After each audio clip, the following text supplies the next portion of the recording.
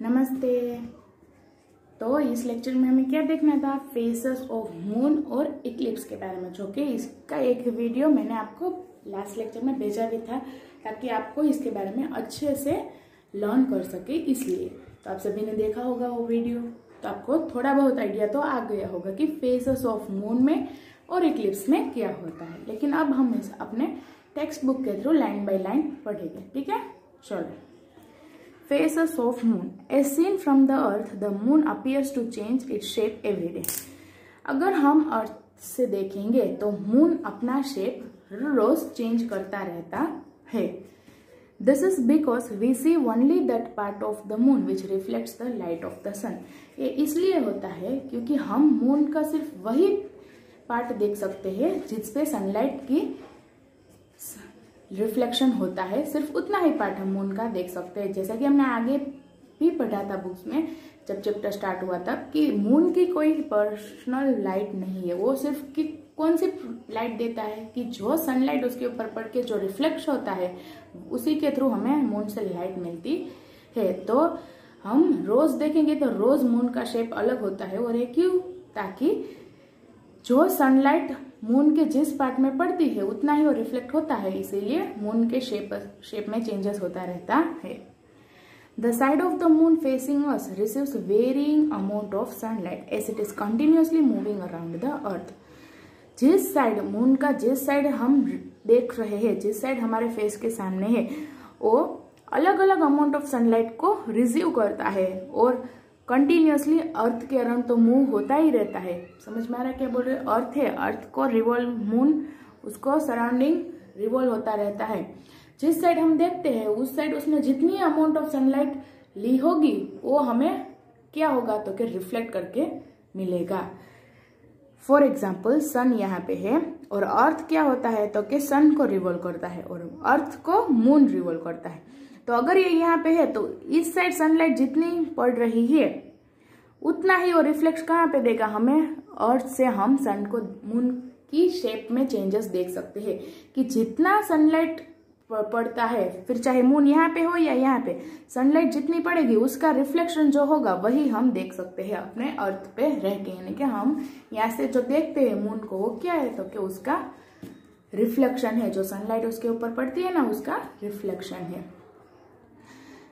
इस shape varies from a thin crescent to a full moon. उसके shape में various किस तरह से होते हैं तो कि थिन क्रेसेंट से लेकर फुल मून तक।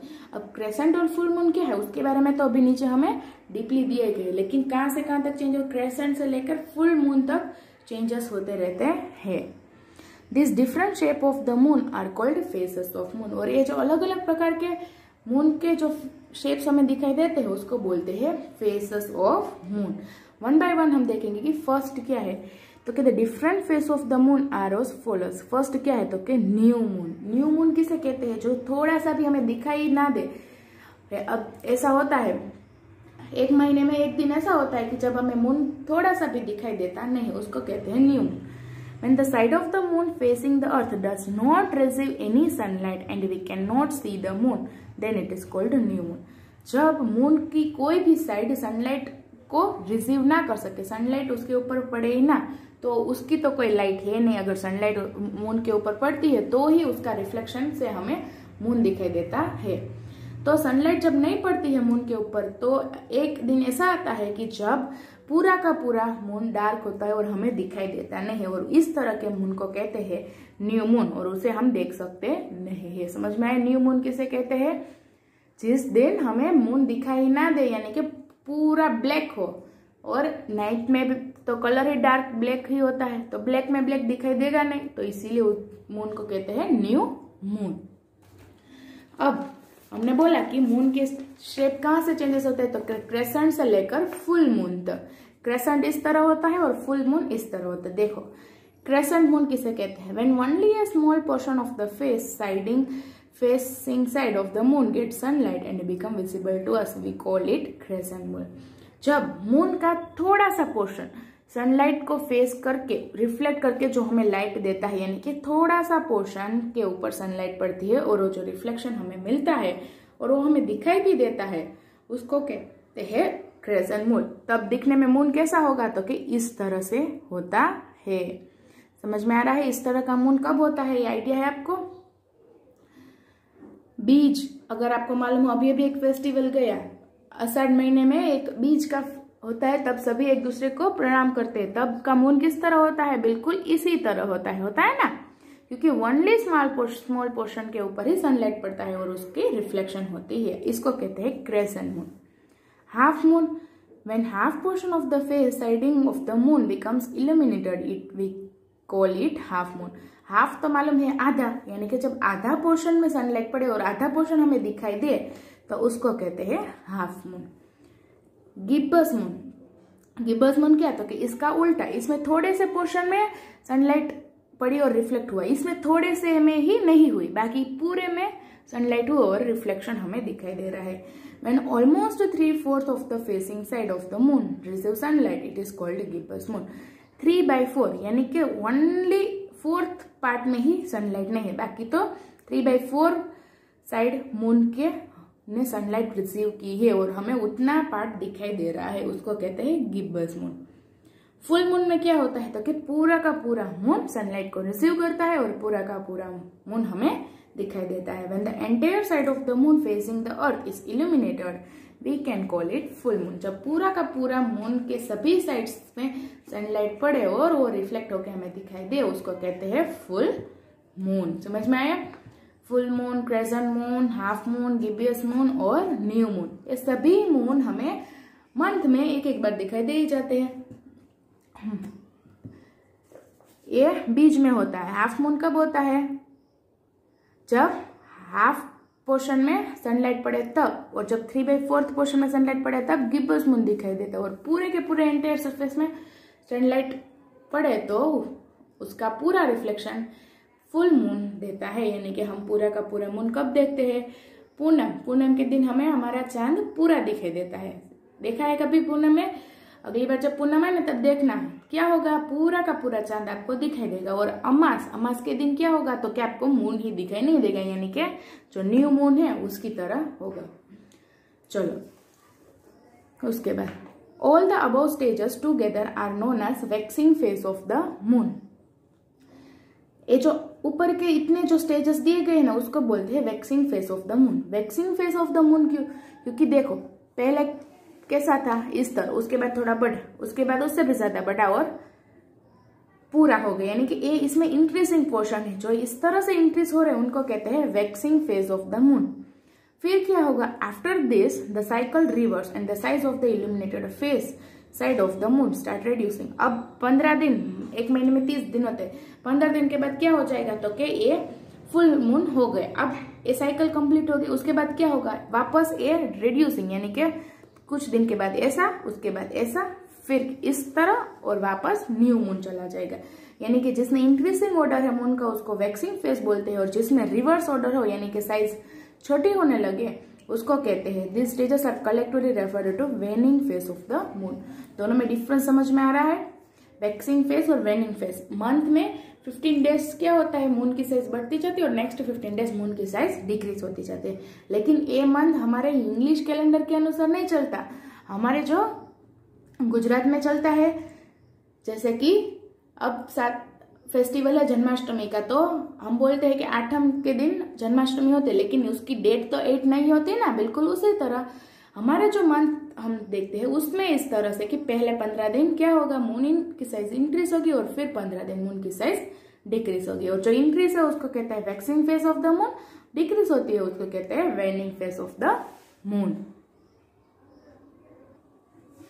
अब हम देखेंगे एक्लिप्स के बारे में। एक्लिप्स मतलब ग्रहण, जो कि सूर्य ग्रहण हो, चंद्र ग्रहण हो, जो हम न्यूज में देखते हैं कि आज सूर्य ग्रहण है, किसी दिन ऐसा होता है क्या चंद्र ग्रहण है, तो उसको इंग्लिश में बोलते हैं एक्लिप्स। तो एक्लिप्स के बारे में देखेंगे, उसमें भी 2 टाइप, जैसे कि चंद्र ग्रहण, सूर्य ग्रहण है, उसी तरह सोलर एक्लिप्स और लूनार एक्लिप्स कैसे होते हैं वो हम इसमें डिटेल में पढ़ेंगे। चलो फर्स्ट इक्लिप्स के बारे में general knowledge. You must have heard about the solar and lunar eclipse. आप सभी ने सोलर और लूनार एक्लिप्स के बारे में तो सुना ही है। सोलर यानी कि सूर्य ग्रहण, लूनार यानी कि चंद्र ग्रहण।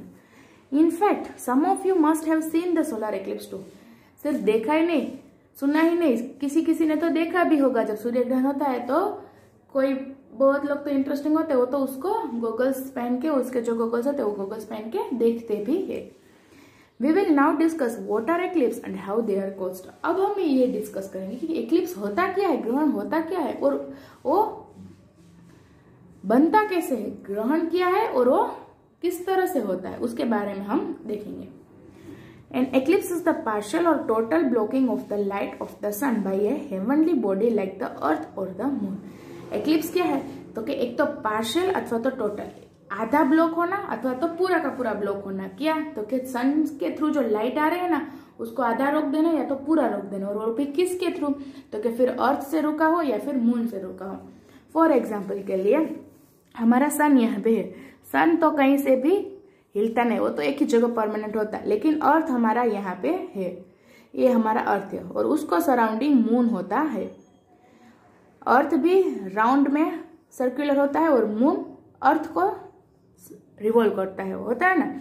एक समय ऐसा आएगा कि जब ये तीनों एक स्ट्रेट लाइन में आ जाएंगे, यानी कि मून यहाँ पे आ जाएगा, तो सन के थ्रू जो लाइट आ रही है अर्थ के ऊपर, वो क्या हो जाएगी, ब्लॉक हो जाएगी, यानी कि रुक जाएगी, तो इसके ऊपर सनलाइट पड़ेगी नहीं। इसको कहते हैं सोलर एक्लिप्स। और इसमें भी पार्शियल और टोटल है। ये क्या है, तो कि अगर आधी सनलाइट मून के थ्रू रुक गई तो उसको कहते हैं पार्शियल, और अगर सभी सनलाइट मून ने रोक ली तो उसको कहते हैं टोटल एक्लिप्स। समझ में आ रहा क्या, एक्लिप्स यानी कि क्या, कि अर्थ अथवा तो मून के थ्रू एक दूसरे के ऊपर सनलाइट को रोक देना, ब्लॉक कर देना, उसको बोलते हैं एक्लिप्स। फिर चाहे मून ने रोकी हो अथवा तो मून इस साइड हो, तो अर्थ सनलाइट को ब्लॉक कर देगा, मून के ऊपर पड़ने नहीं देगा, तो इसको कहते हैं एक्लिप्स। चलो, we already know that the earth revolves around the sun and the moon revolves around the earth. ये तो हमें पहले से ही मालूम है कि earth revolves around the sun, earth sun को रिवॉल्व करता है और मून अर्थ को रिवॉल्व करता है। So many times all three of them comes in straight line. तो कभी क्या होता है, ये तीनों स्ट्रेट लाइन में आ जाते हैं, जैसे कि मैंने अभी बताया। In such situation the light of the sun is blocked by the body in the middle. तो इन केसेस में क्या होता है कि जो सन की लाइट है वो ब्लॉक हो जाती है, किसके थ्रू, तो कि जो बॉडी मिडल है, अगर मून इस तरफ है तो मून से ब्लॉक हो जाएगी, और अगर वही मून इस तरफ है तो अर्थ से ब्लॉक हो जाएगी। जो बीच में जो बॉडी है उसके थ्रू सन की लाइट ब्लॉक हो जाएगी। Thus it cast its shadow on the third body. अगर सन की लाइट इसके ऊपर पड़ी तो सनलाइट तो रुक गई, लेकिन इसकी शेडो कहाँ पे पड़ेगी, उसके नेक्स्ट बॉडी के ऊपर। अब हमें मालूम है कि हम यहाँ पे खड़े हैं और सन हमारे ऑपोजिट डायरेक्शन में है, तो हमारी शेडो कहाँ पे पड़ेगी, हमारे आगे। तो उसी तरह इसके ऊपर कोई भी बॉडी है, फिर चाहे मून के ऊपर सनलाइट पड़ रही हो या फिर अर्थ के ऊपर, इसकी शेडो उसके ऑपोजिट डायरेक्शन में पड़ेगी। तो इसीलिए सन और अर्थ और मून, ये जब थ्री स्ट्रेट लाइन में आ जाते हैं, तब एक क्या कर लेता है, सन की लाइट को ब्लॉक कर देता है और उसकी शेडो नेक्स्ट बॉडी के ऊपर पड़ती है। The third body is said to be eclipse और हिडन फ्रॉम द सन। और जो थर्ड बॉडी जिसके ऊपर सनलाइट नहीं पड़ती है उसको बोलते हैं कि वो एक्लिप्स हो गई अथवा तो छुप गई, जिसके ऊपर सन की सनलाइट पड़ती नहीं है। Depending on the third body we get eclipse by the shadow of the middle heavenly body. Eclipse are categorized into two types, solar and lunar eclipse. यानी कि कौन सी बॉडी एक्लिप्स हुई है, कौन सी बॉडी ने ब्लॉक किया है, उसके अनुसार हमने टू टाइप्स में क्लासिफाई किया है, एक सोलर एक्लिप्स और दूसरा lunar eclipse, depending upon the body कि थर्ड बॉडी कौन सी है, किसके ऊपर सनलाइट नहीं पड़ी है, किसके ऊपर सिर्फ मिडिल बॉडी की शेडो पड़ी है, उसके अनुसार एक्लिप्स को टू टाइप्स में क्लासिफाई किया गया है, एक सोलर और दूसरा लूनर। फर्स्ट हम देखेंगे सोलर एक्लिप्स। सोलर एक्लिप्स में देखो, ए सन है, अर्थ है और बीच में मून है, तो इसमें मिडिल पार्ट कौन सा हुआ, मून। थर्ड बॉडी कौन सी हुई, अर्थ। सनलाइट की सभी लाइट क्या हो गई, मून ने कवर अप की, तो इसके ऊपर सिर्फ मून की शेडो पड़ेगी, क्या नहीं होगा, सनलाइट नहीं पड़ेगी, तो इसको कहते हैं सोलर एक्लिप्स, क्योंकि इसमें मून ने सभी लाइट्स को क्या कर लिया है, ब्लॉक कर लिया है। और अगर थोड़ी बहुत लाइट पास हो रही है तो उसको कहते हैं पार्शियल सोलर एक्लिप्स। अगर पूरी की पूरी लाइट क्या हो गई, तो के ब्लॉक हो गए, तो उसको कहते हैं टोटल सोलर एक्लिप्स। चलो अब रीड करते हैं। When the sun, the moon and the earth are in straight line, जब सन, मून और अर्थ एक स्ट्रेट लाइन में हो, then the moon blocks the sunlight reaching the earth and cast its shadow on the earth. तब moon क्या करता है, जो सनलाइट से लाइट आ रही है उसको ब्लॉक कर देता है और क्या करता है, उसकी शेडो को अर्थ के ऊपर डालता है। This is called solar eclipse. इस तरह को कहते हैं, इसको कहते हैं सोलर एक्लिप्स। समझ में आना चाहिए। सन, मून और अर्थ स्ट्रेट लाइन में जब होते हैं तब मून क्या करता है, सनलाइट की सभी लाइट्स को ब्लॉक करके सिर्फ उसकी शेडो को किसके ऊपर डालता है, अर्थ के ऊपर। उसको कहते हैं solar eclipse. When the moon completely hides the sun, it is total solar eclipse. जब सभी लाइट्स को हाइड कर देता है तो उसको बोलते हैं टोटल सोलर एक्लिप्स। देखो इस जगह पे पूरी की पूरी लाइट क्या हो गई, ब्लॉक हो गई, तो ये है total solar eclipse. When it hides the sun only partially, it is a partial solar eclipse. अब मून तो छोटा सा है, अर्थ इतना बड़ा है, तो कुछ साइड तो ऐसा भी होगा ना कि जहां पे सिर्फ आधा ही कवर किया है सनलाइट को, थोड़ा बहुत नहीं किया है, तो वो है पार्शियल सोलर एक्लिप्स। यानी कि ये जो दो साइड है उसके वहां पे पार्शियल सोलर एक्लिप्स है। A solar eclipse last for only few minutes. Solar eclipse कितनी देर तक है, बहुत पूरा एक दिन नहीं रहता, कुछ मिनट्स के लिए रहता है, क्योंकि हमें मालूम है कि सन मून क्या होता रहता है, राउंड में अर्थ को रिवॉल्व होता रहता है। जितनी देर वो स्ट्रेट लाइन में रहेगी उतनी ही देर एक्लिप्स रहेगा। जैसे ही वो मूव होके राउंड रिवॉल्व अराउंड द अर्थ, तो वैसे ही एक्लिप्स भी क्या होने लगेगी, दूर होने लगेगी। सिर्फ कुछ मिनट्स के लिए रहता है सोलर एक्लिप्स। समझ में आए सोलर एक्लिप्स। मून क्या करता है, सन की सभी लाइट को ब्लॉक कर देता है और उसकी शेडो अर्थ के ऊपर डालता है, इसको कहते हैं सोलर एक्लिप्स। अब हम देखेंगे लूनर एक्लिप्स। सिंपल है ये भी, इसमें क्या है उसका थोड़ा उल्टा। सन, अर्थ और मून, जिसमें अर्थ क्या करता है, सन की सभी लाइट्स को ब्लॉक कर देता है और मून के ऊपर सिर्फ उसकी शेडो पड़ती है, उसको कहते हैं लूनर एक्लिप्स। मिडिल पार्ट क्या करता है, हाइड करता है, और नेम किसके ऊपर डिपेंडेंट है, थर्ड पार्ट के ऊपर, थर्ड बॉडी के ऊपर डिपेंडेंट है। यहाँ पे हमने बोला ही था कि डिपेंडिंग अपॉन थर्ड बॉडी, कौन सी बॉडी के ऊपर शेडो पड़ते हैं उसके अनुसार नाम रखा गया। इसमें क्या, अर्थ के ऊपर तो सोलर एक्लिप्स, और इसमें मून के ऊपर है तो लूनर एक्लिप्स।